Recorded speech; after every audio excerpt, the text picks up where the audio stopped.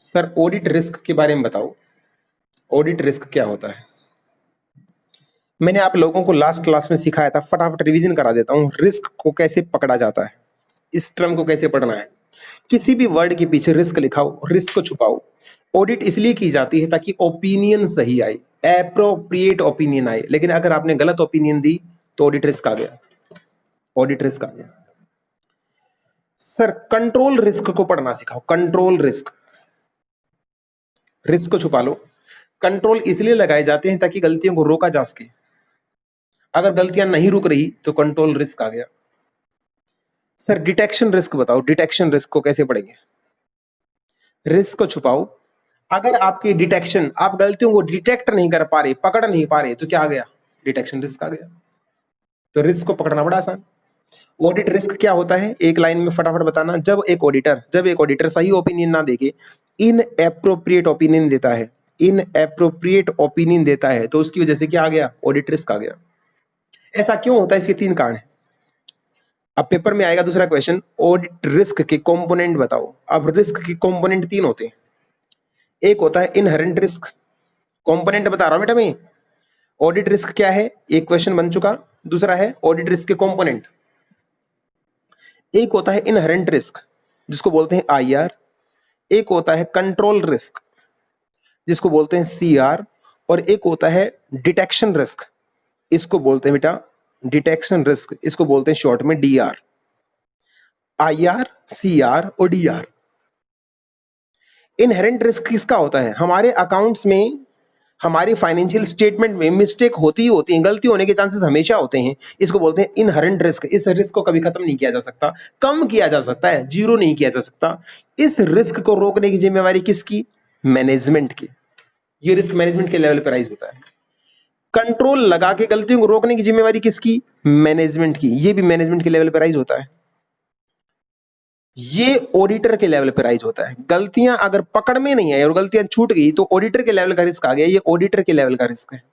तो D R auditor का risk होता है, आईआर और सीआर मैनेजमेंट का रिस्क होता है। ये आप ध्यान दें, ये दोनों मैनेजमेंट के लेवल के रिस्क हैं और ये ऑडिटर के लेवल के रिस्क हैं।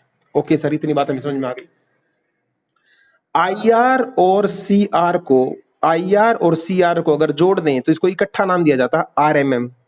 आरएमएम, इसको बोलते हैं बेटा risk of material misstatement. Risk of material misstatement. अगर तुम्हें कहीं भी आरएमएम लिखा मिले तो समझ जाना ये दो चीजों का मिश्रण है, दो चीजों का जोड़ है, आईआर और सीआर। कंट्रोल ने अपना काम नहीं किया होगा और अकाउंट्स में गलतियां होने के चांसेस होते ही हैं। दोनों से मिलकर क्या रिस्क पैदा हो गया? किसका? गलतियां तो हो गई, मटेरियल मिसस्टेटमेंट। और ये है डीआर। सर यहां तक की सारी बातें क्लियर हैं? बिल्कुल क्लियर है। अब मैं आप लोगों को रिलेशन समझाऊंगा। क्या समझाऊंगा आपको? रिलेशन।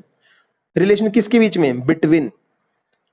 बिटवीन आईआर और सीआर और डीआर का रिलेशन समझो। इनके बीच में जो रिलेशन होता है, तो मैं साइड में लिख दूं बेटा, इनवर्स रिलेशन होता है। इनके बीच में क्या होता है? उल्टा रिलेशन होता है, इनवर्स रिलेशन होता है। अगर आईआर कम होगा, सीआर कम होगा, तो डीआर बढ़ जाएगा। सर ऐसा क्यों? बताऊंगा, 1 मिनट रुको। और दूसरा, अगर आईआर बढ़ेगा, सीआर बढ़ेगा, तो डीआर कम हो जाएगा। मतलब ये घटेंगे तो ये बढ़ेगा और ये बढ़ेंगे ये तो ये कम हो जाएगा। तो ये क्या हुआ? इनवर्स रिलेशनशिप हुआ। आरएमएम के बीच में और डीआर के बीच में इनवर्स रिलेशनशिप होता है। सर प्रूव करो। इनहेरेंट रिस्क, अगर गलतियां देखो बेटा, इनहेरेंट रिस्क का कम है, इनहेरेंट रिस्क कम है, इसका मतलब क्या है? गलतियां बहुत कम है। कंट्रोल रिस्क कम है, इसका मतलब क्या है? कंट्रोल जबरदस्त लगा रखे हैं भाई साहब, कंट्रोल जबरदस्त लगा रखे हैं, गलतियां जल्दी से नहीं होंगी। इसका मतलब गलतियां होने के चांसेस बहुत कम है। बहुत कम गलतियों में से बेटा पकड़ में भी तो बहुत कम आती हैं। जो गलतियां कहीं कहीं मिलेंगी, ऊपर ऊपर से नहीं दिखेंगी, तो पकड़ में भी तो लेट आएगी ना। इसका मतलब अगर गलतियां बहुत कम हैं तो ऑडिटर के पकड़ में नहीं आती। पकड़ में नहीं आएगी तो गलतियां छूट जाएंगी तो auditor risk, sorry detection risk बढ़ जाएगा। रिवर्स करो, इनहेरेंट रिस्क ज्यादा है भाई साहब, गलती पे गलती, सारी गलतियां ऊपर पड़ी बिल्कुल। कंट्रोल रिस्क, वहां कंट्रोल लगा रहे हैं लेकिन कंट्रोल इतने फुद्दू कंट्रोल है, वो गलतियों को रोक ही नहीं पा रहे, सारी गलतियां होती जा रही हैं। कंट्रोल रिस्क बहुत ज्यादा हो गया, इतनी सारी गलतियां हैं तो डिटेक्शन रिस्क कम हो जाएगा। कोई बच्चा आंसर दो क्यों ये कम हो गया, बताओ क्यों?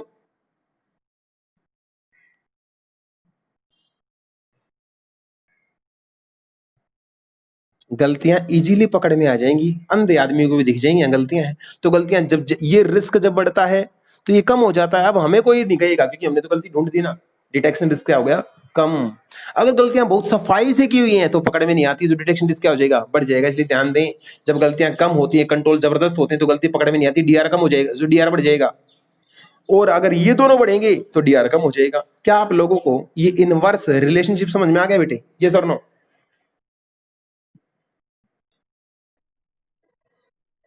इस ये जो पेज है ये बहुत इंपॉर्टेंट है। फटाफट मेरे को कोई एक बच्चा रिवाइज कराए, कोई भी एक बच्चा फटाफट बताएं ऑडिट रिस्क का क्या मतलब है। ऑडिट रिस्क का मतलब बताओ जल्दी जल्दी। कौन सी ओपिनियन दी आपने? इनएप्रोप्रिएट ओपिनियन दी। ऑडिट रिस्क के 3 कंपोनेंट के नाम बताओ। ऑडिट रिस्क के 3 कंपोनेंट के नाम बताओ।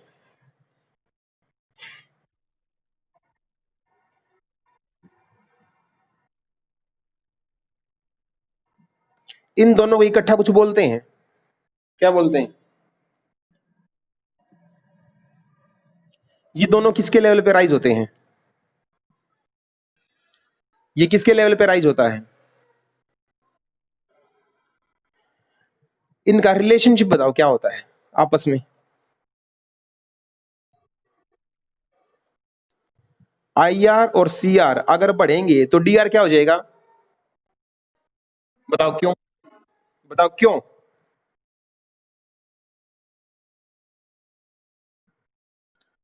आईआर और सीआर अगर कम है सॉरी हाँ कम है तो डीआर बढ़ जाएगा, बताओ क्यों? शाबाश। क्या मैं आपको रिस्क और रिस्क से रिलेटेड टर्मिनोलॉजी समझा चुका, याद होगी आपको? हम्म।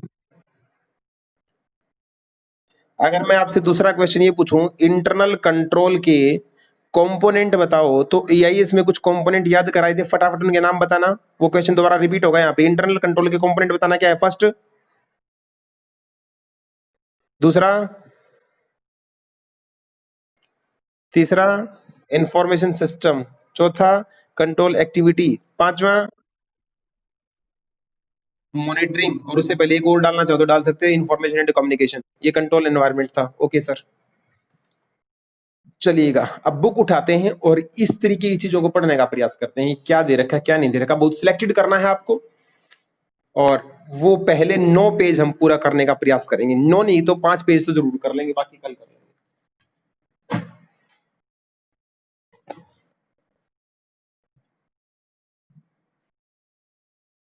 सारे बच्चे निकाल लें एक बार और मैं इसको एक बार मैच करवा दूं फटाफट।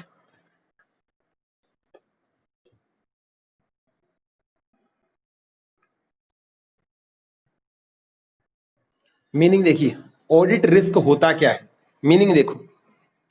जब एक ऑडिटर कौन सी ओपिनियन दे रहा है बेटे, इनएप्रोप्रिएट ऑडिट ओपिनियन देता है, किसके बारे में, फाइनेंशियल स्टेटमेंट के बारे में। क्या बोलता है, ये सारी गलत है, जबकि एक्चुअल में ऐसा नहीं होता। तो वो फेल हो गया, ऑडिटर फेल हो गया, वो सही ओपिनियन नहीं दे पाया। सही ओपिनियन ना दे पाना ही क्या कहलाता है, ऑडिट रिस्क कहलाता है। क्या मैं आपको इस टर्म को पढ़ना समझना सिखा चुका? पेपर में एग्जैक्टली क्या लिखना है वो टिक मार्क कर लो बेटा, सारी लाइनें पढ़ने की नहीं है। पहली लाइन पे इंपॉर्टेंट मार्क कर लो, ये यूं का यूं आपको लिखना है। उसके बाद जो सेकंड पैराग्राफ है, सेकंड पैराग्राफ नीचे बुलेट वाला, ये भी आपको पढ़ना है। ऑडिट रिस्क एक टेक्निकल टर्म है बेटा। हमने मेरी ओपिनियन गलत हुई, वही रिस्क ऑडिट रिस्क है। उस रिस्क में कोई दूसरा रिस्क नहीं आ सकता। जैसे किसी केस की वजह से रिस्क आ गया, एडवर्स पब्लिसिटी की वजह से रिस्क आ गया, कोई और इवेंट हो गई थी, भूकंप हो गया था, कुछ भी हो जाए, मेरा रिस्क मेरी जजमेंट की वजह से होता है। इसमें बाकी के रिस्क को ऐड नहीं कर सकते। यहां से भी एक हल्की सी केस स्टडी बनती है। चलिए आगे। अब मुझे रजिस्टर पे आपको एक बातें और सिखानी थी, 2 बातें और सिखानी है। जो ऑडिट रिस्क आता है, जो ऑडिट रिस्क आता है वो 2 लेवल पे होता है। मैं मैनेजमेंट की रिस्क नहीं बात कर, ऑडिटर रिस्क की बात कर रहा हूं। 2 लेवल पे आता है, या तो ओवरऑल लेवल पे या एसर्शन लेवल पे। एसर्शन होता है बेटा पर्टिकुलर, किसी एक ट्रांजैक्शन या बैलेंस पे। ओवरऑल कंपनी की फाइनेंशियल स्टेटमेंट एक ऐसा रिस्क जो कंपनी को ओवरऑल इफेक्ट करता है, सारी फाइनेंशियल स्टेटमेंट को इफेक्ट करता है, ऐसे को बोलते हैं ओवरऑल। और अगर जो रिस्क है वो किसी पर्टिकुलर ट्रांजैक्शन या किसी पर्टिकुलर बैलेंस या किसी पर्टिकुलर अकाउंट तक ही सीमित है, उसका इफेक्ट हर जगह नहीं है, तो उसको बोलते हैं एसर्शन लेवल। एसर्शन होता है एक पर्टिकुलर लेवल, ओवरऑल होता है फाइनेंशियल स्टेटमेंट लेवल या ओवरऑल लेवल। ये बात आपको याद रखनी है बेटा। रिस्क दो ही जगह, दो बेटा, कुछ भी गलती होती है, मेटेरियल स्टेटमेंट मिले या कोई फ्रॉड मिले, कुछ भी मिले, तुरंत पता है क्या देखा जाता है, इसका इफेक्ट। क्या इफेक्ट देखेंगे भाई, ये ओवरऑल इफेक्ट कर रही है या किसी एक लेवल को इफेक्ट कर रही है या किसी पर्टिकुलर को इफेक्ट कर रही है। कुछ भी कंपनी में नया मिले, एक चीज देखी जाती है, क्या ओवरऑल सभी प्रभावित हुए हैं या कोई कोई कोई कोई इफेक्ट हुआ है। तो कोई कोई इफेक्ट होना, पर्टिकुलर इफेक्ट होना कहलाता है एजर्शन लेवल, और ओवरऑल का मतलब मैंने आपको बता ही दिया। मेटेरियल मिसस्टेटमेंट जो है, तो रिस्क है मेटेरियल गलतियां होने के चांसेस दो लेवल के हो सकते हैं। ऐसी गलती जो ओवरऑल इफेक्ट करती है सबको, और ऐसी गलती जो किसी क्लास ऑफ ट्रांजैक्शन के अंदर, किसी बैलेंस के अंदर, किसी अकाउंट के अंदर, किसी डिस्क्लोजर के अंदर होती है। क्या आपको ये दूसरी लाइन के आगे इंपॉर्टेंट मार्क कर लेना, दूसरी लाइन के आगे फटाफट इंपॉर्टेंट मार्क करो। दूसरा पॉइंट पढ़ लिया।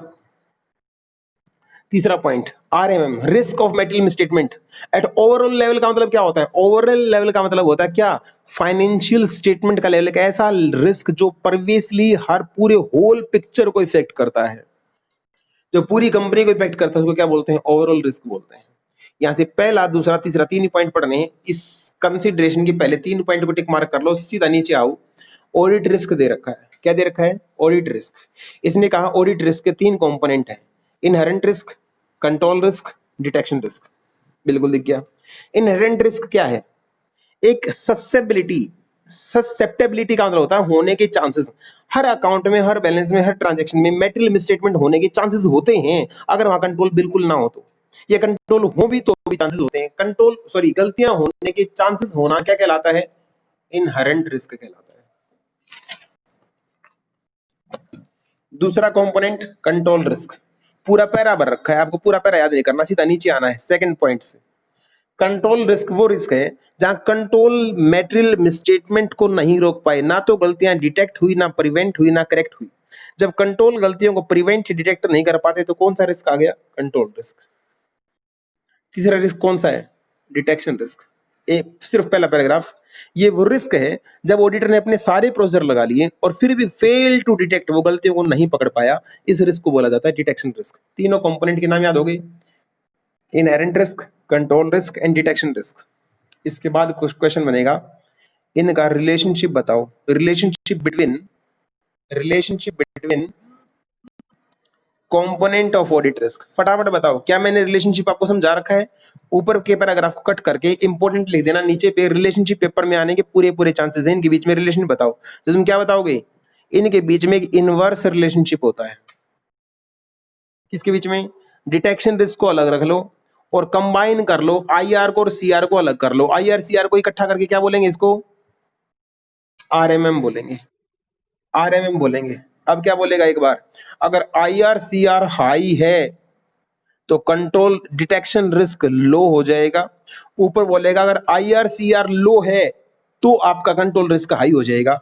ये दो सिंपल लाइन निकाल के, जहां हाई लो की बात कर रखी, सिर्फ वही वर्डिंग सिलेक्ट करके उतनी पेपर में लिखनी है, एक लाइन ये मेंटेन कर देनी है, इनके बीच में इनवर्स रिलेशनशिप होता है। क्या आपको ये बात समझ में आ गई? नहीं आ गई? हाँ जी। इसको इसके बाद आप पांचवें पॉइंट पे टिक मार्क करना है। इसको मैथमेटिकली भी आप दिखा सकते हैं। इनहेरेंट रिस्क को आईआर बोलना, कंट्रोल रिस्क को सीआर बोलना, डिटेक्शन रिस्क को डीआर बोलना। और कैसे लिखोगे? Audit risk equal to IR into CR into DR. तीनों से मिलके बनता है क्या? Audit risk. डुप्लीकेशन में फिर से आ गया, डुप्लीकेशन में फिर से आया। इनहेरेंट रिस्क क्यों होता है भाई? हमारे अकाउंट्स का नेचर ऐसा, उसमें गलतियां होती हैं। कंट्रोल रिस्क क्यों होता है भाई? कोई भी कंट्रोल इतना स्ट्रांग होता ही नहीं वो सारी गलतियों को रोक पाए, उसके अंदर भी इनहेरेंट लिमिटेशन होती हैं। डिटेक्शन रिस्क क्यों होता है? ऑडिटर गलतियों को क्यों नहीं पकड़ पाता? तो यहां भी आप क्या बोल सकते हो, अगर आप ये याद ना करना चाहो तो लिख सकते हैं due to inherent limitation of audit. Due to inherent limitation of audit, inherent limitation of internal control, nature of financial reporting. इन तीनों रिस्क के पीछे कारण क्या है, उन कारण को एक एक लाइन में हमने डिफाइन कर दिया। हमारा ये मोस्ट इंपोर्टेंट पैराग्राफ था, इसको आपको पढ़ना है, पढ़ के समझना है। क्या मैं ये करवा चुका? हाँ जी बेटा। एक छोटा सा क्वेश्चन होमवर्क दे रहा हूं। पहले ये हेडिंग समझो, ये समझ लिया तो इसके बाद अपने आप समझ में आ जाएगा। Conditions which increase the risk और फ्रॉड और एरर। ऐसी कौन सी बातें हैं जो रिस्क को और फ्रॉड को बढ़ाने का काम करती हैं? मैनेजमेंट के ऊपर प्रेशर होगा तो जो फ्रॉड घटेगा या बढ़ेगा?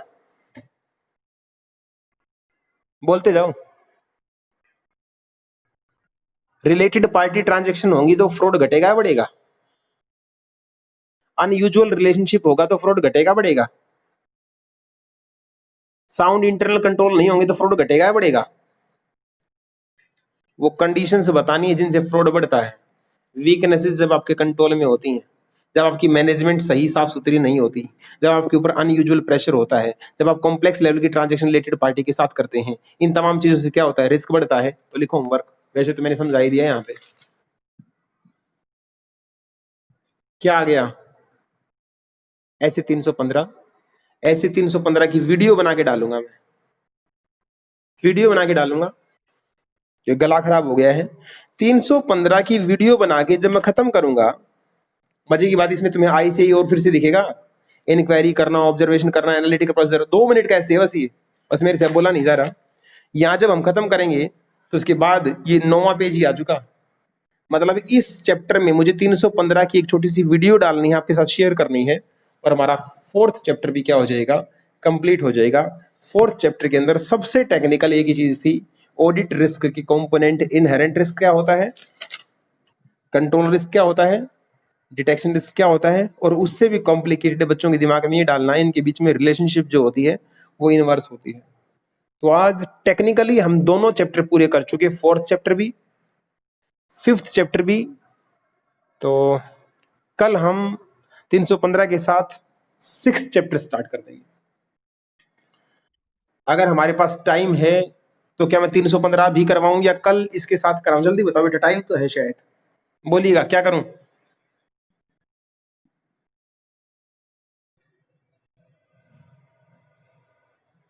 क्लास ऑडिट की काफी है, ऑफ कर दूं या 315 करवा के ऑफ करूं? जल्दी बोलो भाई।